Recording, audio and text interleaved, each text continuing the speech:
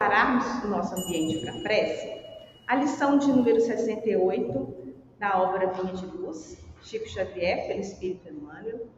A lição se intitula No Campo. O campo é o mundo. Jesus, Mateus 13:38. Jesus tem o seu campo de serviço no mundo inteiro. Nele, naturalmente, como em todo o campo de lavoura, há infinito potencial de realizações, com faixas de terra excelente e zonas necessitadas de arrimo, corretivo e proteção. Por vezes, após florestas advosas, surgem charcos gigantescos, requisitando drenagem e socorro imediato. Ao lado de montanhas aureoladas de luz, aparecem vales envolvidos em sombra indefinível. Troncos retos alteiam-se junto de árvores retorcidas. Galhos mortos entram em contraste com frondes verdes repletas de ninhos.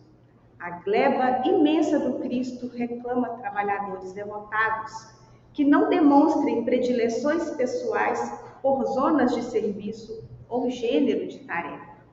Apresentam-se muitos operários ao Senhor do trabalho, diariamente, mas os verdadeiros servidores são raros. A maioria dos tarefeiros que se candidatam à obra do Mestre não seguem além do cultivo de certas flores, recuam à frente dos pântanos desprezados, temem os sítios desertos ou se espantam diante da magnitude do serviço, recolhendo-se a longas e ruinosas vacilações ou fugindo das regiões infecciosas. Em algumas ocasiões, costumam ser hábeis agricultores ou jardineiros. No entanto, quase sempre repousam nesses títulos e amedrontam-se perante os terrenos agressivos e multiformes. Jesus, todavia, não descansa e prossegue, aguardando companheiros para realizações infinitas em favor do reino celeste na terra. Reflete nessa verdade e enriquece as tuas qualidades de colaboração, aperfeiçoando-as e intensificando-as na obra do bem indiscriminado e ininterrupto. É certo que não se improvisa um colaborador para Jesus. Entretanto, não te esqueças de trabalhar dia a dia na direção do glorioso fim. Sob as inspirações divinas que encontramos nessa casa, repleta de luz e de paz, rogamos-te, Pai, nesta noite, que nos envolva nessas vibrações, que os nossos corações se sintam felizes e se sintam reconfortados pelas bênçãos que aqui recebemos. Jesus, nosso Mestre, auxilia-nos, Pai, a prosseguirmos na tarefa abraçada, seja ela qual for, que a realizemos com amor e com devotamento. Que Dr. Bezerra e toda a sua equipe nos envolva a todos e envolva a nossa palestrante para que a mensagem chegue aos nossos corações, nos auxiliando diariamente em nossa caminhada no mundo. Que o teu amor, Pai, seja sempre presente em nossos dias, por onde quer que formos. Que assim seja. Então é com muita alegria que a gente está recebendo hoje a Lorena, que falará para nós. Seja bem-vinda, essa casa se sente muito feliz com você.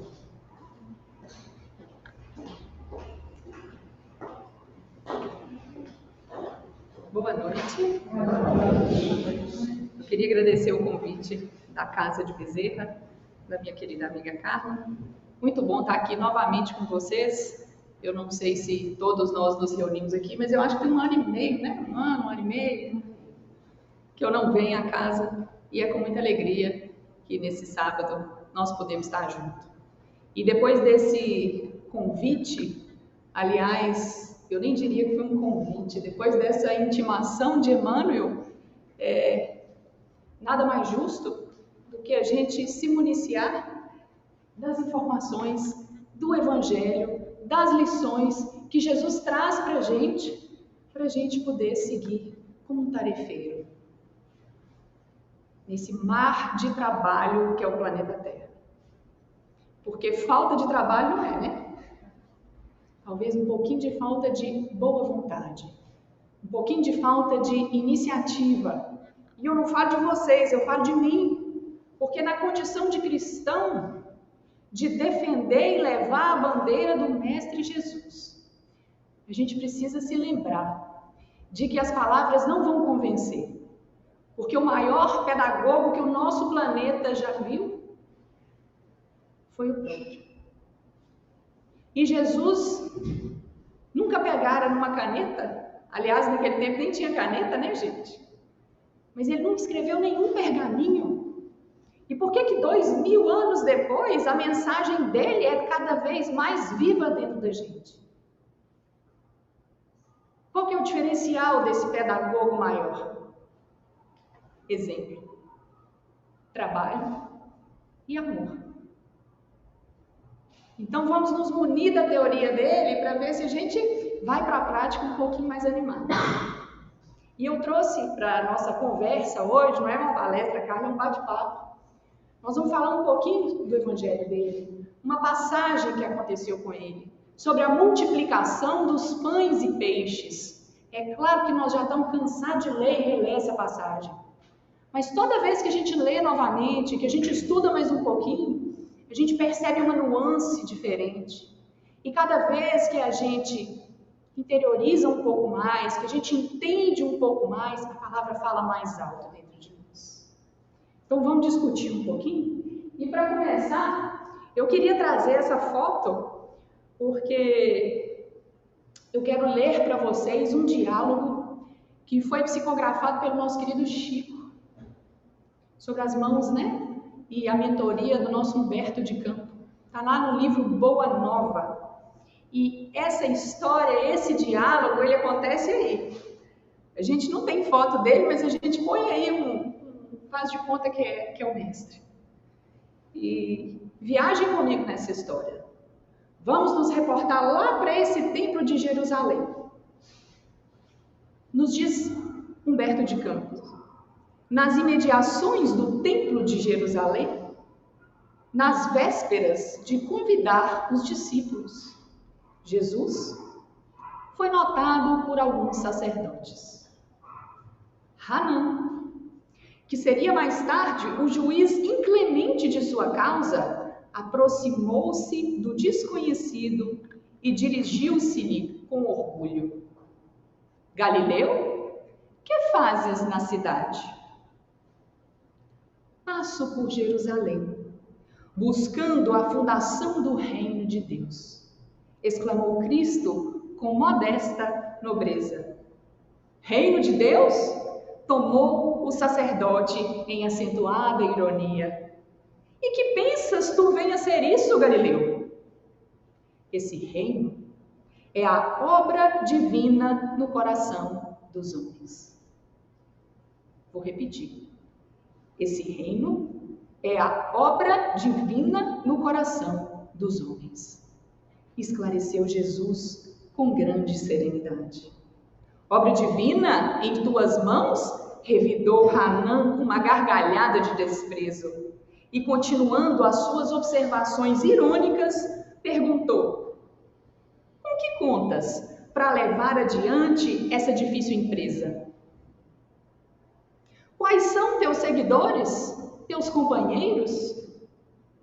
Acaso terás conquistado o apoio de algum príncipe ilustre para auxiliar-te na execução dos teus planos? Meus companheiros hão de chegar de todos os lugares, respondeu o mestre com humildade. Sim, observou Hanan. Os ignorantes e os tolos estão em toda parte na terra.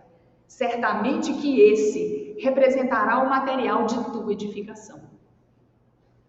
Entretanto, propões-te realizar uma obra divina e já viste alguma estátua perfeita modelada em fragmentos de lama? Sacerdote, replicou-lhe Jesus, nenhum mármore existe mais puro e mais formoso do que o sentimento. E nenhum cinzel é superior ao da boa vontade. Vou repetir. Nenhum mármore existe mais puro e mais formoso do que o sentimento, e nenhum cinzel é superior ao da boa vontade. Impressionado com a resposta firme e inteligente, o famoso juiz ainda interrogou: acaso conheces Roma e Atenas? Conheço o amor e a verdade, respondeu Jesus convictamente. Olha que diálogo do nosso Galileu, às vésperas de iniciar a sua missão na terra, às vésperas de convocar os seus discípulos, com um juiz doutor da lei, já dizendo: aqui veio. E ele veio sem precedentes. Nesse diálogo, ele já mostra o objetivo primordial do seu apostolado aqui na terra conosco, que era implantar, como nos disse Jesus, o reino de Deus dentro de nós. E que para isso ia usar o nosso sentimento e a nossa boa vontade. Mas para chamar a atenção nossa, o que Jesus fez? Porque não tinha internet, não tinha televisão, não tinha mídia social. Curou leprosos, transformou água em vinho, passava a mão nos olhos e os cegos retornavam à visão. Andou sobre as águas. Muitos fenômenos, um dos quais nós vamos discutir aqui hoje. Alimentou uma multidão com 5 pães e 2 peixes. Jamais alguém havia feito ações como ele. Mas o foco nos explica, é a edificação do reino de Deus dentro de cada um de nós. Então, os fenômenos foram necessários para chamar-nos a atenção e falar: sou eu. Sou eu o coordenador aqui desse planeta. Sou eu que vim orientá-los e ensiná-los qual caminho a ser seguido. E essa passagem acontece lá nesse lago. Tiberíades, Genezaré, Mar da Galileia, o nome que vocês quiserem dar. Esse lago, na sua extensão maior de diâmetro, ele tem cerca de 19 quilômetros. E nele deságua o Rio Jordão. Apesar de ser uma região extremamente árida e seca, tem um monte muito alto lá perto, chama Monte Hebron. O degelo do Monte Hebron também alimenta esse lago. E muitas das passagens do Mestre acontecem ao entorno do lago, gente. Porque tem comida, porque tem água, que é mais fresco. E eu vou convidar vocês a lerem comigo essa passagem que acontece às margens do Tiberíades. Essa passagem eu trago do Evangelho de Marcos, mas 3 evangelistas trazem algumas diferenças de escrita um para o outro, mas a essência da mensagem é a mesma. E vamos lá, vamos ler o que o texto diz. Havia muita gente indo e vindo, ao ponto de eles não terem tempo para comer. Jesus lhes disse aos discípulos: venham comigo para um lugar deserto e descansem um pouco. Então, eles se afastaram num barco para um lugar deserto. Mas muitos dos que viram retirar-se, tendo-os reconhecido, correram a pé de todas as cidades e chegaram lá antes deles. Vamos voltar aqui? Era uma praia circular. Jesus sai de barco e a multidão então vê a direção do barquinho e faz o quê? Vai atrás. Ele está indo para lá, nós vamos também. Nós estamos atrás dele. Quando Jesus saiu do barco e viu uma grande multidão, teve compaixão deles, porque eram como ovelhas sem pastor. Então começou a ensinar-lhes muitas coisas. Já era tarde e, por isso, os seus discípulos aproximaram-se dele e lhe disseram: este lugar é um lugar deserto e já é tarde. Manda embora o povo para que possa ir aos campos povoados vizinhos comprar alguma coisa para comer. Ele, porém, respondeu: dei-lhe vocês algo para comer.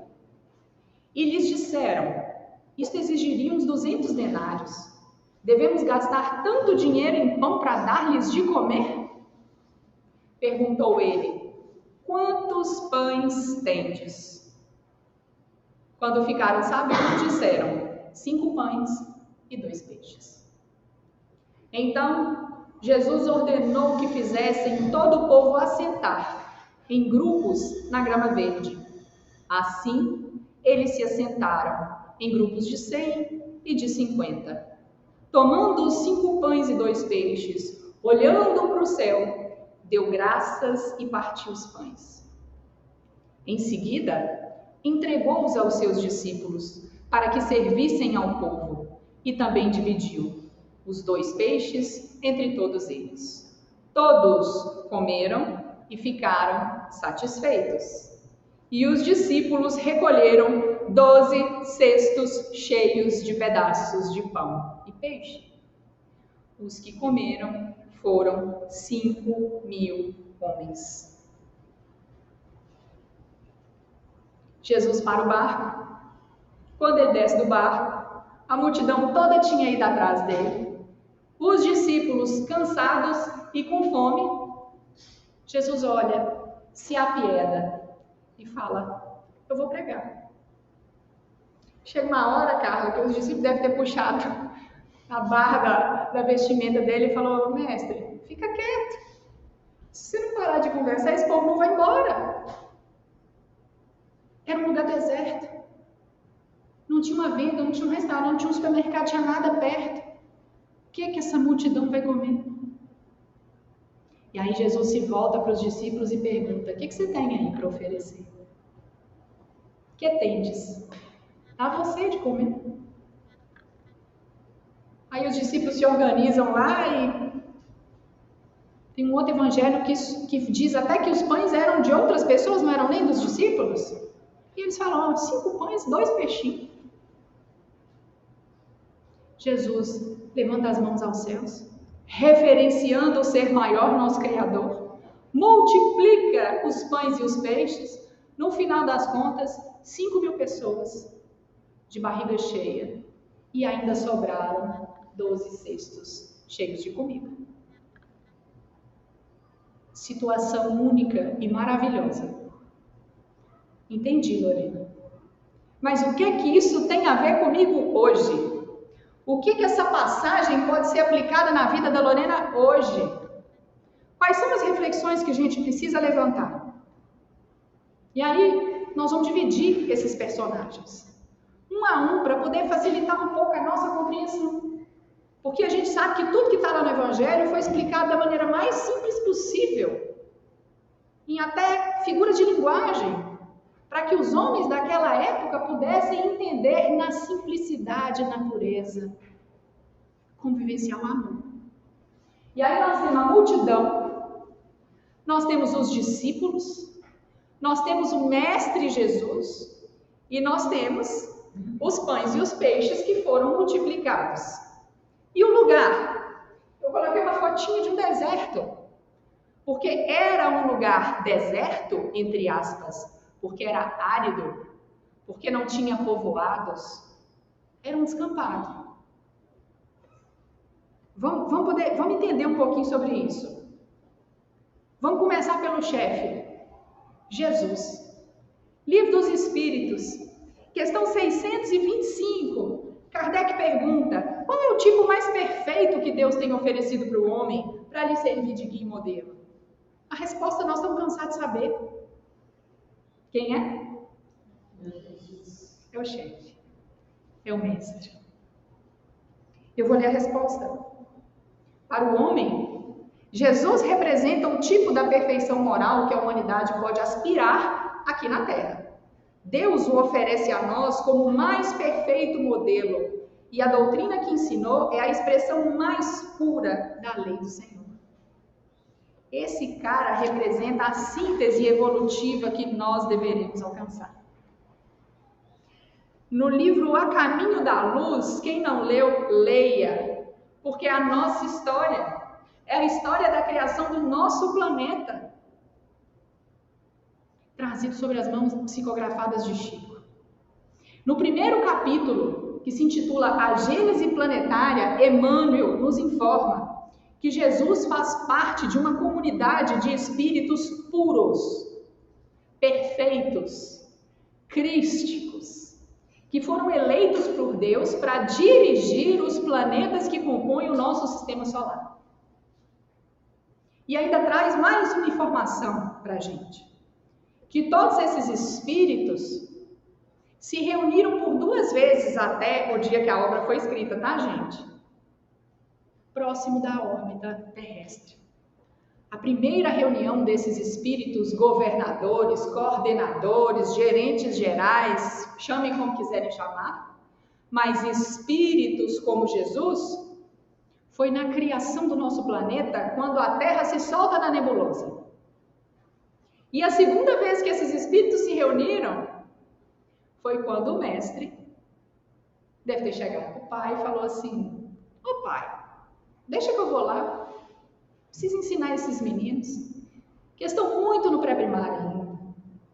Eu preciso ensinar o amor, a caridade, a fraternidade, a benevolência. Eu já mandei alguns missionários me prepararem a terra, mas eu preciso ir lá, para eles entenderem como eles se devem portar.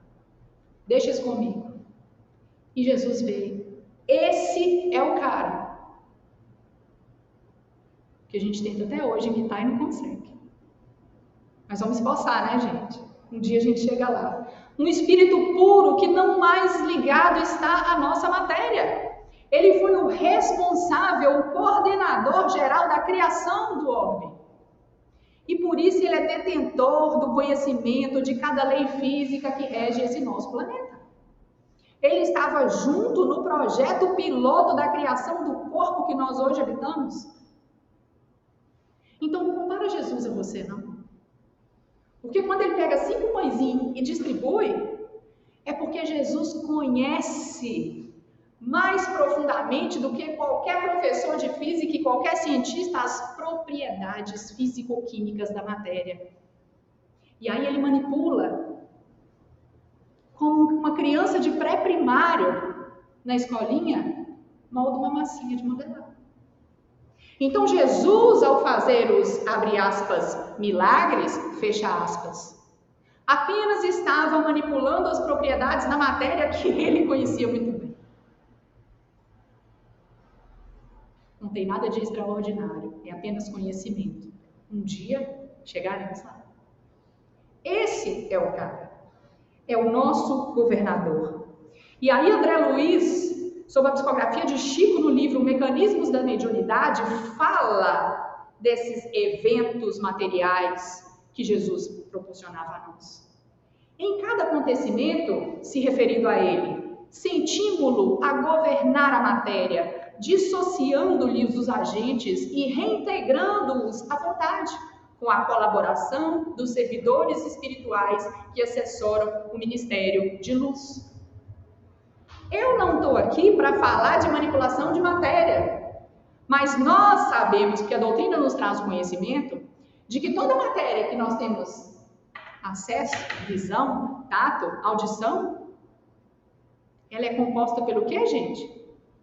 Fluido cósmico universal, que é uma matéria quintessenciada, que é a matéria-prima de tudo que acontece ao nosso redor, através das cocriações. E aí, quem quiser estudar um pouquinho mais sobre isso, a Gênese, capítulo 14 e 15, vai falar lá sobre as manipulações dos fluidos, sobre a materialização dos objetos. Mas hoje nós vamos falar disso não. Hashtag fica a dica para quem quiser estudar. Então, nosso mestre querido nunca infringia leis, mas estava alguns passos na nossa frente. Os apóstolos, os 12, os discípulos. Quem que eram esses homens, gente? Vida simples. Para provar que nós, eu, você, nós de vida simples, nós do cotidiano, também podemos aprender e segui-lo. Porque ele não desceu e falou assim, olha, eu vou trazer uns anjos lá do céu, do plano espiritual, que eles já sabem como amar e perdoar, e eles vão ficar comigo no apostolado para ensinar vocês. Não. Ele foi lá no meio da gente e escolheu. Pescador, André, Simão, Tiago Maior, Simão Zelote, só sabia pescar. Se bobear, a maioria analfabeto. Comerciante, quem que era comerciante? Judas Iscariotes. Pessoas do dia a dia. Tinha um publicano, né, gente? Levi. Reuniu essas pessoas e naquela tarde, na beira daquele lago, o que eu vejo? O que eu percebo? O que a gente entende quando a gente ouve o diálogo desses apóstolos? Eles queriam despachar a multidão. Se eu, Lorena, estivesse no lugar deles, teria feito a mesma coisa. Por quê? Porque a gente queria resolver. Ô chefe, tem pelo menos 5.000 pessoas sentadas ali. Não tem comida não, meu filho. Fica quietinho. Deita ali, finge que você está dormindo para ver se o povo vai embora. Porque senão eles não vão te abandonar. Porque Jesus tinha um magnetismo. Jesus curava as pessoas. Jesus falava de uma coisa que ninguém nunca tinha ouvido e todo mundo queria o quê? Ficar perto. Ficar perto. E aí eu pensei, será que foi egoísmo da parte daqueles 12? Eu falaria para o mestre, chefia, um pão para você, um peixe para você, sobrou 4 pães e um peixinho para dividir entre 12. Não vai dar não, amigão. Eu vou ficar com a barriga vazia se eu for dividir por 12, quiçá por esse povo todo. Quando, vamos refletir, nós estamos diante de um problema. Quando eu passo por um problema, quando eu estou encarnado num mundo de provas e expiações, que a gente não chama de problema, a gente chama de desafio, a gente chama de intercorrência, outros falam que é um pepino para resolver, enfim. Normalmente a gente pensa em quê primeiro? No meu problema ou no problema dos outros?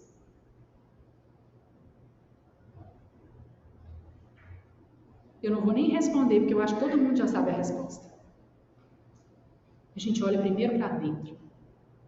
Como que eu vou resolver? E às vezes meu problema é assim, desse tamanho da manequim.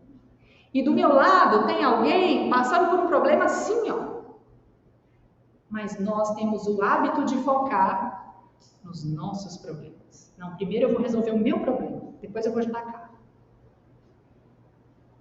Questão 903 do Livro dos Espíritos. Dentre os vícios, qual se pode considerar o mais radical? Dá briga aí. Mas o gabarito é o egoísmo, ponto. Ele nem falou assim, o orgulho e o egoísmo, ele falou o egoísmo, ponto. Continua. Dele deriva todo o mal. Estudai todos os vícios e vereis que no fundo de todos há egoísmo. Aí é que está a verdadeira chaga da sociedade. Quem quiser aproximar-se da perfeição moral nessa vida tem que extirpar o egoísmo do seu coração. E continua.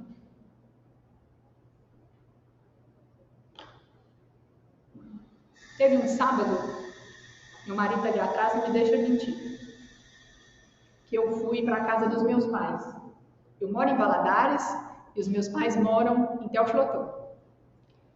E eu não sei se vocês fazem a mesma coisa, mas eu não escolho chegar na casa da minha mãe 7 horas da manhã, 8 horas da manhã, e eu vou para a casa da minha mãe para ir para o horário do almoço. Porque quem tem mãe sabe que a melhor hora na casa da mãe da gente é na hora do almoço.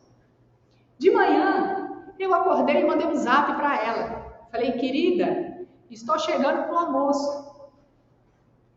Ponto. Fui arrumar minha mala, pegar minhas coisas, entramos no carro, fomos para Teoflotone. Chega eu em Teoflotone. Na hora que eu abro a porta do elevador, eu já sabia que era uma moça dele, porque o cheiro já estava no corredor. A gente conhece a comida da mãe da gente de longe. E aí foi uma cena muito engraçada, porque eu peguei na porta e abri a porta do fundo do apartamento da minha mãe, ainda de frente na cozinha, de frente para o fogão. Aí eu abri a porta assim e falei, cheguei! Minha mãe estava espetando o bife assim, com um garfo. E fez uma cara de pavor para mim, tipo assim, você tá aqui? Ela não tinha visto a mensagem do Zap e não sabia que a gente ia para almoçar. Coisa de mãe. Coisa de mãe. Eu mandei a mensagem 8, 9 horas da manhã, eu estava chegando meio-dia, mas ela não tinha visto. E eu peguei ela assim num flagra muito engraçado, que ela estava assim, com o garfo dentro da panela, espetando o bife. E aquele cheiro maravilhoso daquele bife acebolado. Ela, minha filha, não tem problema não. Gente, em 30 segundos, sentou eu, meu esposo, meu pai, minha mãe, comemos tudo e ainda sobrou comida. Multiplicou. Aqui hoje, nós devemos ter aí umas 50 pessoas. Esse salão se encher, cabe aí umas 80? Cabe, gente? Quem é da casa? Umas 80 pessoas? Já tivemos 120 pessoas nesse salão. Que maravilha. Imagina que aqui hoje, Carla tivesse trazido um bolinho, esperando que não viesse ninguém, e nós tivéssemos que dividir um bolo para nós todos. Mas que ninguém poderia sair daqui sem comer um pedacinho desse bolo. Naquela época, o evangelho consta 5.000 pessoas. Pasmem vocês, mulheres, eu não sei se vocês sabem disso, mas não contavam crianças nem mulheres. Então era muito mais do que 5.000. Se cada um tivesse levado um acompanhante, já seriam 10. 10.000 ouvintes de Jesus. E Jesus poderia ter feito o que ele fez sozinho. Mas ele queria preparar esses caras. Ele queria ensinar esses caras. E por isso, ele chama os discípulos e pergunta, que tendes? O que você tem para oferecer? E ele multiplica o recurso que o discípulo entrega a ele. Ele podia ter mandado chupetão do céu, mas ele não queria fazer sozinho. E ele devolve a multiplicação aos discípulos para que eles o distribuíssem entre a multidão. Olha como é que esse evangelho é repleto de lição. E a multidão? Quem que é a multidão, gente? Os relatos dos romances espíritas dizem que nós somos em torno de 20 bilhões de espíritos ao entorno da Terra, aguardando uma vaguinha para reencarnar e aprender. Encarnados, nós somos hoje, olhei hoje, para não falar número desatualizado, 8 bi e uns quebrados. Tem hora que tem mais gente encarnada, hora mais gente desencarnada, mas nós somos essa multidão para o qual ele veio. Nós somos esse povo. Jesus veio na Terra para ensinar cada um de nós. E toda vez que o Evangelho se refere a uma multidão, reflitamos que somos nós. Nas condutas, nas ações, nos julgamentos, somos nós. E nós fizemos o que na beira daquele lago? A gente correu atrás dele. A gente queria ele. Eu duvido, Eudó, não sei se tinha alguém de nós aqui naquela época lá, não. Mas se alguém ia falar assim, não vou não. Era tanto amor distribuído que a gente ia atrás. E o deserto?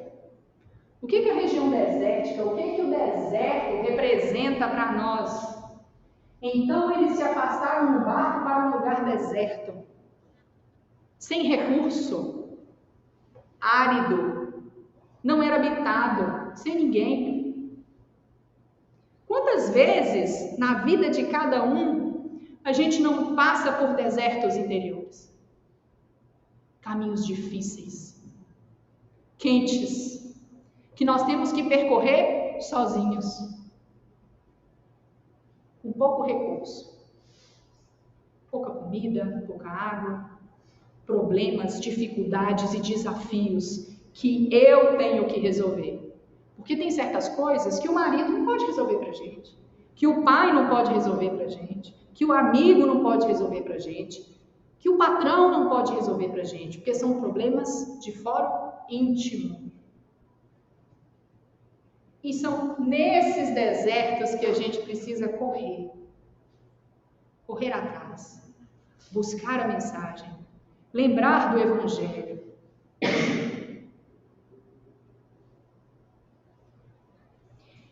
E vamos chegar ao cerne da questão. Saindo da simbologia de uma vida que às vezes a gente passa tanta dificuldade, tanta escassez, tanta falta de recurso, seja ele físico ou seja ele moral, mas que é um percurso, é um trajeto encarnatório extremamente importante para que eu me torne uma pessoa melhor. Que a dor não vem para isso, gente? A dor vem para quê? Para doer? Não. Educar, crescer, melhorar. É bonito de ver. É bonito de ver quando, por exemplo, no meu ambiente de trabalho, você vê aquelas pessoas que eram vaidosas, arrogantes, famílias que eram afastadas, desunidas. E aí vem uma palavrinha desse tamaniquinho, ó. Câncer. Os parentes, ó, cara, junta. O irmão que não conversava tem 30 anos faz as pazes, pede desculpa. O pai que não olhava na cara do filho fala, eu te amo. Dor, terapia. Porque a dor vem para isso. A dor vem para sacudir o espírito e não é o corpo. Não se esqueçam. O dia que estiver doendo, lá dentro ou aqui fora, reflete. Pensa. O que eu preciso melhorar em mim? Porque existem algumas leis no universo. Lei de ação e reação. Lei de causa e efeito. Porque se tem uma ferida aqui, fui eu que abri. Fui eu que criei. Foi um comportamento, um pensamento, um sentimento meu que gerou e eu preciso melhorar. É para isso que a dor vem. Então vamos ao cerne da questão e da lição. Que quando o apóstolo traz o pão para Jesus, Jesus fala, quantos pães você tem? E aí, para interpretar essa lição, é claro que Lorena não dá conta. Mas tem um cara que chama Emmanuel, que é fera. E eu vou pedir licença a vocês para trazer umas reflexões do Emmanuel sobre essa frase, sobre essa pergunta do mestre. Porque o foco, lembram lá de trás da conversa de Jesus com Hanã? O juiz inclemente? É implantar o reino de Deus, não é fazer milagre, não. Jesus estava aqui para multiplicar pão nem peixe, não. Porque se a gente está focado nisso, nós precisamos ampliar a nossa compreensão. O foco é outro, o foco é alma, o foco sou eu. Jesus veio e falou com Pedro o quê? Vou te fazer um pescador de homens, e não de peixe. Então nós, na condição de cristãos e espíritas, precisamos entender que o foco não é matéria, o foco é sentimento, o foco é espírito. Olha o que Emmanuel diz. Observemos que o Senhor, diante da multidão faminta, não pergunta aos companheiros de quantos pães necessitamos, mas sim quantos pães tendes. Diante da dificuldade, Jesus olha para mim e fala, Lorena, o que você tem? O que você tem para oferecer? Pão, suco, água, Coca-Cola, chocolate? boa vontade, caridade, amor, tempo. Qual que é o recurso? O que você tem para dar de si? É essa a pergunta que Jesus fez para os discípulos e até hoje eu não sei se os discípulos entenderam naquela época. Mas hoje, com certeza, eles são detentores desse conhecimento. Quantos pães tendes? Na hora do perrengue, Jesus me pergunta, minha filha, o que você tem para dar de si? A passagem, continua ele, denota a precaução de Jesus no sentido de alertar aos discípulos para a necessidade de algo a apresentar à providência divina, como base para o socorro que suplicamos. Então, frente à escassez do deserto, olha Emmanuel explicando, o que você tem para apresentar? Em verdade, o mestre conseguiu alimentar milhares de pessoas, mas não prescindiu das migalhas que os apóstolos lhe ofereciam. Olha o que a gente falou agora há pouco. Jesus podia ter alimentado todo mundo sozinho. Jesus fazia assim, ó. Servia picanha, água geladinha, arrozinho, saladinha para todo mundo. Mas ele não quis. Ele precisava mostrar a lição. E tudo que ele fazia era muito bem pensado. Vamos lá. Não vale rogar concessão do céu, continua Emmanuel, alegando mãos vazias. Com palavras brilhantes e comoventes, lá vem Emmanuel, mas sim pedir a proteção de que carecemos, apresentando em nosso favor as possibilidades, ainda que diminutas, de nosso esforço próprio. Quantas vezes a gente tem um amigo, a gente tem um parente, ou melhor, nós mesmos desandamos a reclamar das situações. Ah, porque está difícil demais, porque eu não estou dando conta, porque eu estou precisando disso aqui, a vida não anda, não resolve. E na hora de fazer uma prece, na hora de pedir ajuda do céu, na hora de falar assim, Senhor, eu sei que você está vendo, me dá um help aqui, me dá uma ajudinha aqui. Mas quantas das vezes a gente fala, eu não tenho nada para oferecer, e a gente permanece numa posição de comodismo, pensando assim, enquanto não resolver, a vida não vai andar e eu também não vou fazer nada. Tudo errado. E Emmanuel já traz esse parágrafo assim, não é nem um conselho, não, é uma direta muito clara. Palavras brilhantes e comoventes, porque a gente sabe fazer uma prece bonita, né, gente? A gente sabe escolher as palavras, porque a gente é filho. E a gente fala, ô meu pai querido, eu sei que o Senhor me ama. Eu sei que o Senhor é meu pai, eu sei que o Senhor é dono desse universo todo, me ajuda. Nossa, que prece maravilhosa. Mas a nossa posição comportamental não é uma posição de ser ajudado. Porque muitas das vezes a gente não quer fazer nada para resolver o problema. A gente quer o quê? Que a solução caia de onde? Do céu. E quem está falando isso não sou eu não, tá, gente? É Emmanuel. Jesus não espera uma transformação em mim sozinho. Ele me ajuda.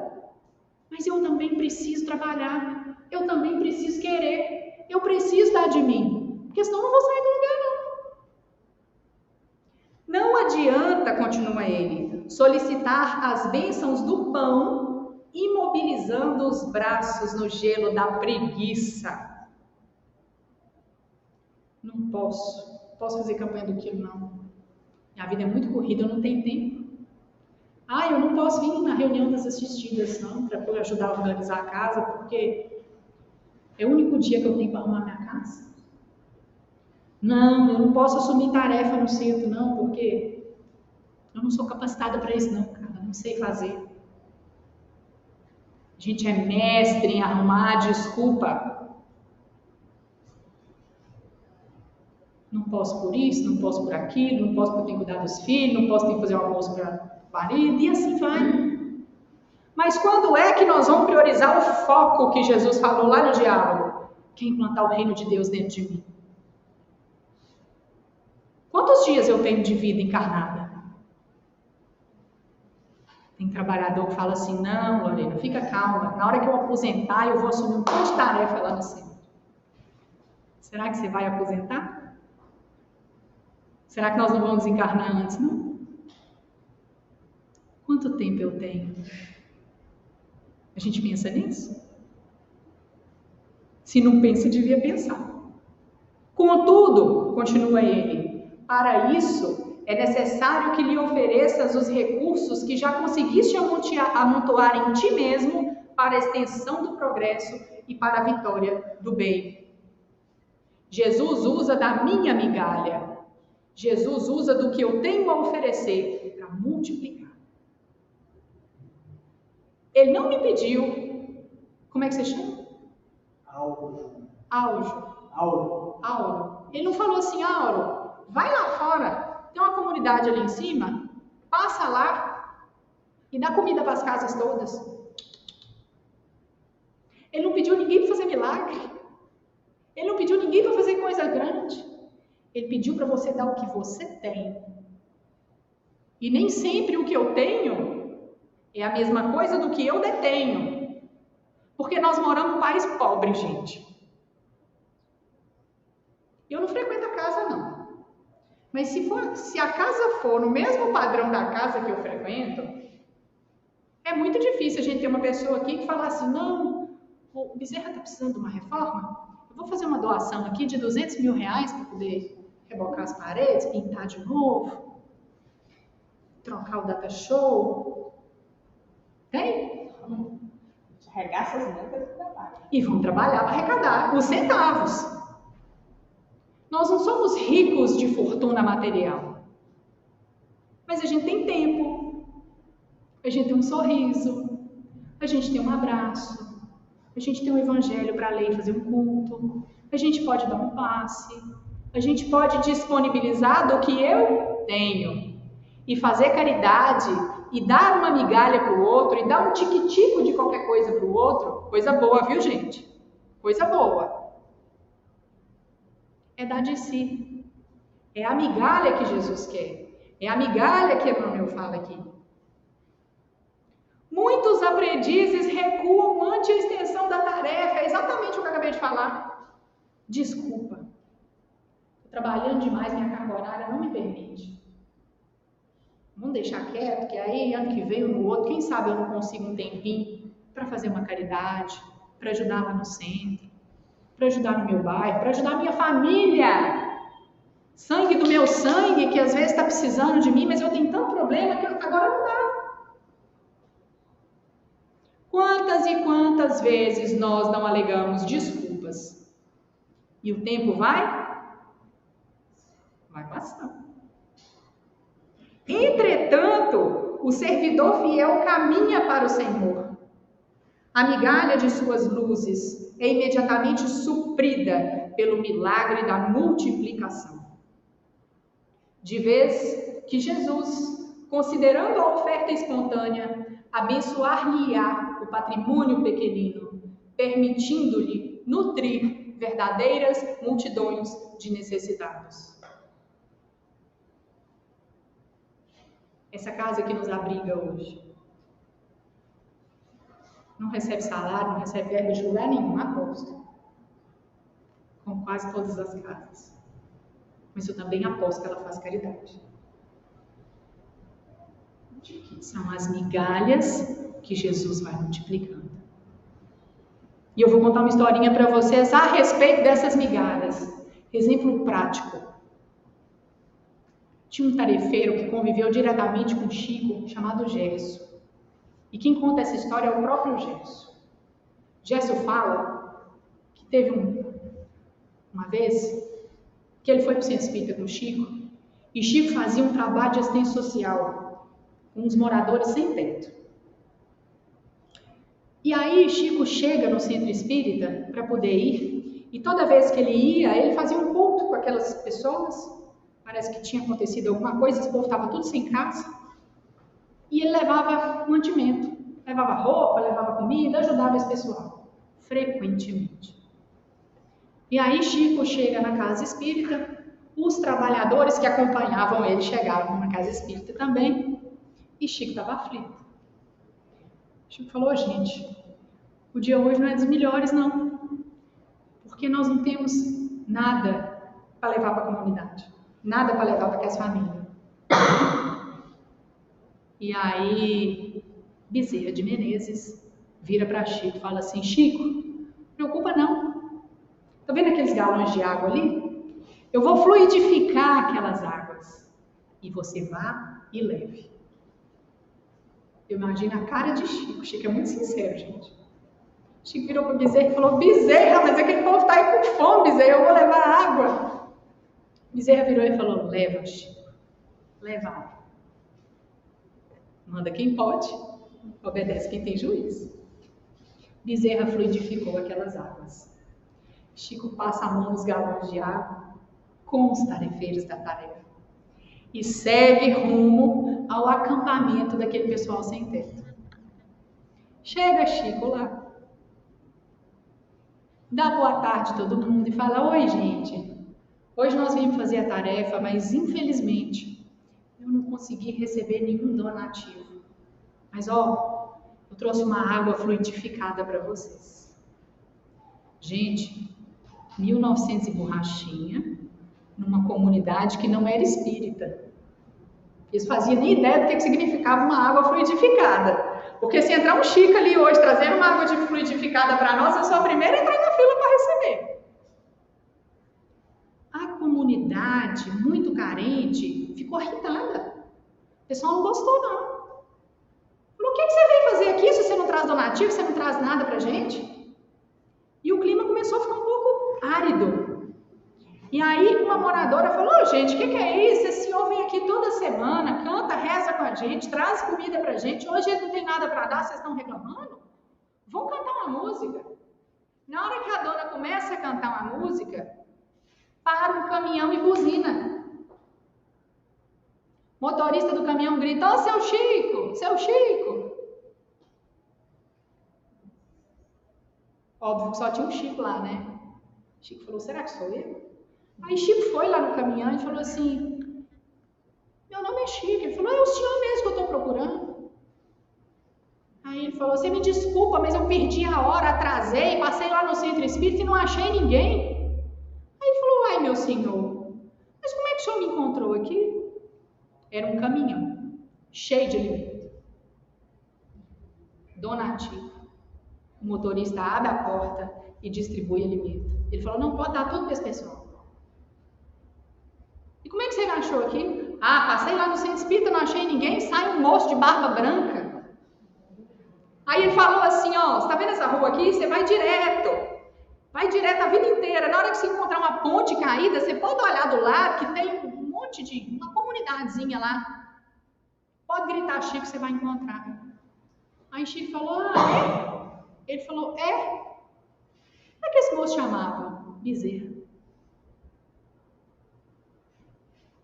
Era uma família que tinha perdido um filho num desencarne trágico e que prometeram que um dia ia recompensar Chico e manda um caminhão de alimento. Naquele sábado, gente, o que Chico tinha para dar? Migalha, amor, boa vontade, sorriso. E água fluidificada que nem era ele que estava dando, era Bezerra. E o que Jesus fez? Multiplicou a migalha. Potencializou a boa vontade, a caridade. Porque era um velhinho, vamos combinar? Que durante toda a sua vida nunca teve provisões. Mas quantas e quantas pessoas não foram ajudadas na obra assistencial de caridade dele? Jesus pede isso. Dá de si, minha filha. Dá o que você tiver. E se você não tiver nada, vai em meu nome. Porque o recurso chega. O que aconteceu naquela manhã? Uma multiplicação de pães e de peixes. Imprescindível, no entanto, não duvidar das possibilidades nossas mínimas no bem. As nossas migalhas de boa vontade, na disposição de servir santamente, quando conduzidas ao Cristo, valem mais do que toda a multidão de males do mundo. Não desvalorize o que você pode fazer por quem está do seu lado. Dê de você. Olha o convite para o trabalho que Emmanuel nos trouxe hoje. Nós não temos cestas de pães. Nós não temos quantidades inumeradas de recursos. Mas as potencialidades de alma de cada um de nós ainda são desconhecidas por nós mesmos. Já não vos foi dito, abre aspas, vós sois deuses, fecha aspas. A gente não sabe do que a gente é capaz. A gente não sabe do que o amor de Deus é capaz de realizar na vida de cada um de nós. Dá-vos de comer. Foi o que ele pediu para o discípulo. Vai lá, alimenta o povo. Faça. Seja caridoso. Seja benevolente. Emmanuel nos diz que o bem que nós fazemos em qualquer lugar vai ser nosso advogado lá no futuro. Vai falar, nossa, a Lorena tem milhões de defeitos. Mas ela tinha boa vontade. Ela trabalhou na seara de Jesus. Ela ajudou fulano. Nossa, mas ela enfiou o pé na jaca 50 vezes na encarnação. Não, mas olha o atenuante. Servir a Deus. Dentro do centro espírita, fora do centro espírita, em qualquer lugar. Porque o cristão não precisa de uniforme, não. O cristão precisa de atitude. Eu vou contar só mais uma historinha para a gente encerrar. Outra história dele. Chico, multiplicando pães e peixes. Chico fazia uma outra tarefa, gente, de visitação de lares carentes, mas esses não eram sem tetos, eles eram com teto, lá em Uberaba, no sábado. Todo sábado ele ia visitar um monte de lares carentes que ele ajudava. E aí, nessas visitações, ele não levava mantimento. Diz que Chico chega no centro espírita, a gente conhece, andava sempre alinhado com o terninho. O tarefeiro que estava com ele disse que Chico chegou nesse sábado, abriu um pacotinho de bala, pegou 2 mãos cheias de bala, enfiou no bolso e falou, vamos embora para a tarefa. Fez uma prece e foi visitar lares, famílias carentes. A pessoa que estava acompanhando Chico falou que Chico, na hora que foi chegando na comunidade, os meninos já vinham tudo correndo, claro, né? O que eu imagino? Todo sábado levavam um tanto de bala no bolso para dar aos meninos, os meninos vinham lá na esquina e já iam atrás. Ganhava bala. Chico tirava uma balinha. Ô João, ei Maria, ô Pedrinho, ô fulano. E conta o tarefeiro que Chico foi passando nas casas. Passou numa rua inteira, passou na segunda rua, passou na terceira rua. E Chico chamava pelo nome cada criança. Perguntava pelo avó, pelo primo, pela tia, pelo pai, pela mãe, nominalmente. E ele foi ficando espantado com aquele negócio. Não errava o nome, sabia da história de todo mundo. E Chico terminou a tarefa, a manhã inteira, distribuindo bala do bolso. Diz que ele olhava e falava assim, gente, como é que sai tanta bala desse bolso? Mas ele não teve coragem de perguntar para Chico. E aí, ele vira para Chico no final da tarefa e fala assim, Chico, deixa eu te perguntar uma coisa. Como é que você não erra um nome desse menino? Você conhece por nome todos os parentes dessas crianças? Aí Chico responde, meu querido, quem ama nunca esquece. Aquelas balinhas foram multiplicadas. Porque ele passou uma manhã inteira distribuindo bala com 2 mãos só de bala no bolso. É claro que Chico tinha uma assessoria espiritual muito grande e aquilo era mérito de um médium maravilhoso que ele era. Mas o bem maior não era esse. Era o amor que era distribuído em cada visita daquela casa. Ele dava do que ele tinha, do de melhor que ele podia dar. E era uma pessoa desse tamanho. E o tamanho de Jesus? Que nós nos espelhemos nesses exemplos e olhemos para dentro da nossa casa, olhemos para dentro do nosso coração, todos os dias, e nos perguntemos: qual a migalha que hoje eu tenho a oferecer?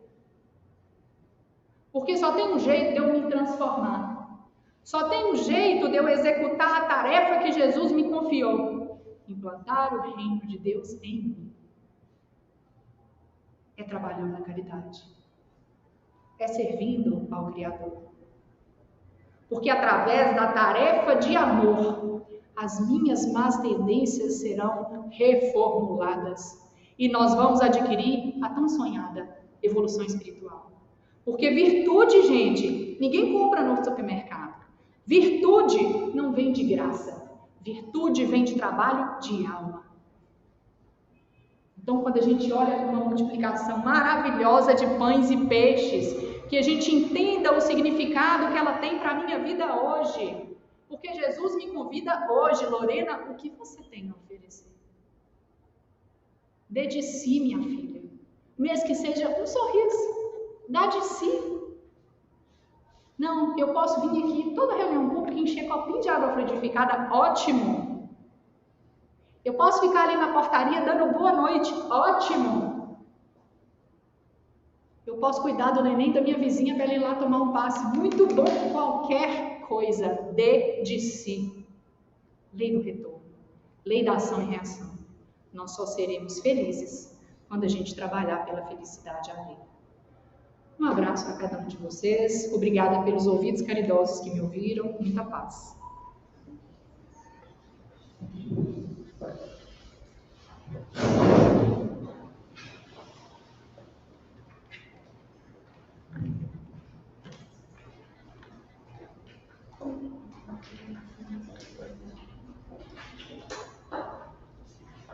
Vamos elevar todos os nossos pensamentos, enxergar a luz imensa que nos envolve, sentir o amor de Deus dentro dos nossos corações, enxergar a luz de Jesus à nossa frente. Pai de infinita bondade, agradecemos a oportunidade de estarmos aqui hoje nesta casa, aprendendo tanto com a nossa querida Lorena, aprendendo tanto com as lições de Jesus. Mestre, obrigada pela oportunidade de ouvi-lo e senti-lo nos nossos corações. Ajuda-nos a santificar os nossos dias, aproveitando a bênção de cada hora. Ajuda-nos, Senhor, a transformar os nossos talentos, os nossos dons, os nossos pães, os nossos peixes, as nossas migalhas. Ajuda-nos, Senhor, a sair pelos caminhos do mundo, plantando as flores das nossas almas, distribuindo o perfume que temos em nós, mas, sobretudo, amparando e servindo. Que a sua luz se faça presente, que o nosso Dr. Bezerra de Menezes possa nos abençoar, que todos os amigos espirituais que aqui estão possam nos auxiliar, e com as bênçãos de nosso Pai, de nossa Mãe Maria Santíssima, de nosso Mestre Jesus, possamos voltar aos nossos lares com os corações cheios de luz e de boa vontade. Pai nosso que estais nos céus, santificado seja o vosso nome. Venha a nós o vosso reino. Seja feita a vossa vontade, assim na terra como em todo o universo. O pão nosso de cada dia dá-nos hoje, Senhor. Perdoai as nossas dívidas, assim como nós perdoamos aqueles que nos devem. Não nos deixes cair em novas faltas e livra-nos de todos os males. Que assim seja.